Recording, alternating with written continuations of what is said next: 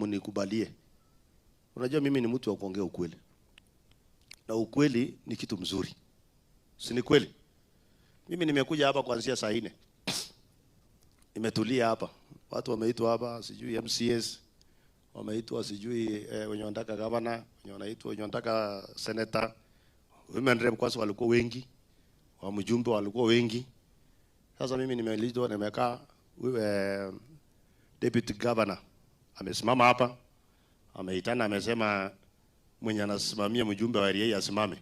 Kijana mwingine akakuja hapa akasema mjumbe sijui ameenda wapi penye haijulikani. Najua mimi nataka msikie. Na tuambiane ukweli. Especially tuambiane ukweli kama watu wa nyumbani. Mimi siwezi toka hiyo barabara yote kukuja kufanya nyinyi kazi hapa. Alafu tumeita wageni hata kama nimetega tu town hapo nikamwambia huko na kitu ya kidogo twende tufanye harambee. Alafu mnakuja kutuambia ati mjumbe amepata kazi kubwa yenye hawezi akakuwa hapa.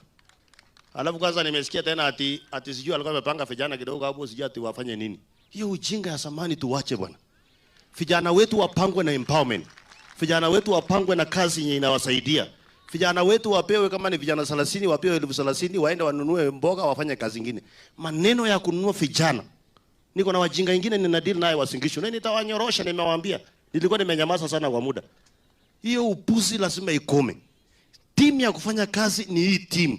Wewe umwache hii watu wote wamekuja ukaa hapa kufanya harambee. Halafu unajifanya wewe ni special sana ati kwa sababu amuelewane na Kipchumba, sijui amuelewane na nani. Hiyo ni ujinga. Mimi nataka niambie nyinyi, huyo mtu kura yenye anakuja atembee. Tafuteni mtu wa kufanya kazi. Atembee mapema, sawa sawa. Si mnajua ile siku nyingine kwa tunafukuza Gachagua what he did. Huyo mtu atembee mapema. Ikuwe ni mtu wa kwanza akue nyumbani, mkikunywa chai asubuhi, yeye yako nyumbani. Tuko na watoto wengi wa kufanya kazi. Hii maneno ya kudanganyana tuache. Imefika wakati kwa sababu mimi kesho niko Baringo next week. Hiyo siku nyingine nilikuwa pale, kesho nyingine niko hapa. Nimeletewa mabarua sijui ya kwenda wapi. Wewe ukipewa nafasi ya kufanya kazi, tushikane na tufanye kazi. Watu wa fitina hii 2027 ni mwisho yao. Watu wa Kiingereza mingi na ujinga wa kwenda nyumbani. Tunakubaliana? Mnafikiri mimi nimekosa kazi? Halafu anasema ati wananunua vijana. Wewe unafikiri sisi tunazoshinda kupea hao vijana pesa? Hata kama sio time tu ni mbaya ningepanga nyinyi vijana ni wapee pesa. Hiyo upuzi watu wawache.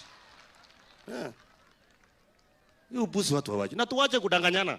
Imefika wakati tuambiane ukweli kwa sababu kule yenye inakuja William Ruto hatakuwa anang'ang'ana kusema tuende Singapore, alafu yeye anafanya huko juu. Badala sisi tufanye hapa chini tusaidiane, wewe unapiga